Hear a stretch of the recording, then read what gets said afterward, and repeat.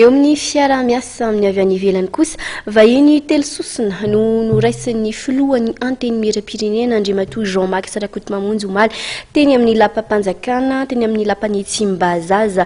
Isan'ny ireo izay noraisiny moa ny avy amin'ny Foibe fitoerana fitadiavana asa any Arabia Saoudite. Tatitrary. Ny tompon'andraikitra avy amin'ny Foibe iray fitadiavana asa avy any Arabia Saoudite no delegasiona voalohany noraisin'ny filohan'ny anteny miram-pirenena ny andro 20 Mey lasa teo. Ity agence ity izay maniry ny anombohan'ny fiara-miasa amin'ny Madagasikara sy Arabia Saoudite. اسم شركة سماسكو في المملكة العربية السعودية وهي أكبر شركة تجارية في المملكة.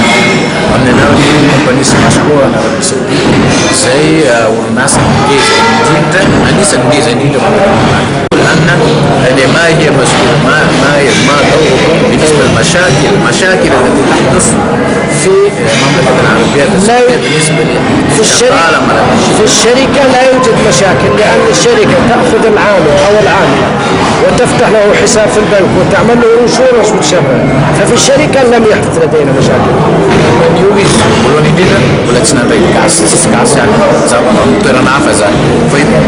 تفتح له حساب في البنك، راتبه ياخذ من الاي تي ام ماشين.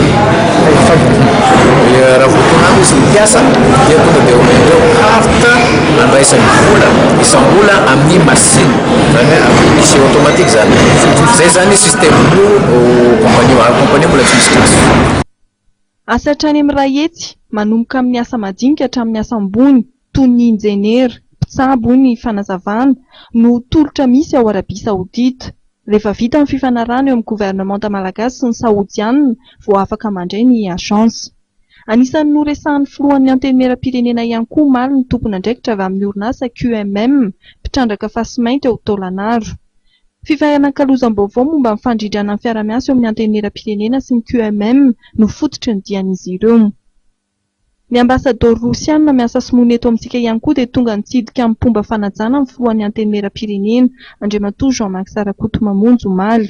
Fotoana izay noresahana momba ny fiara-miasan'ny anteny mera rosiana sy malagasy. Nampatsiahivin'ny ambasador rosiana fa fombola URSS dia efa niara-niasa hatrany ny parlemanta rosiana sy malagasy.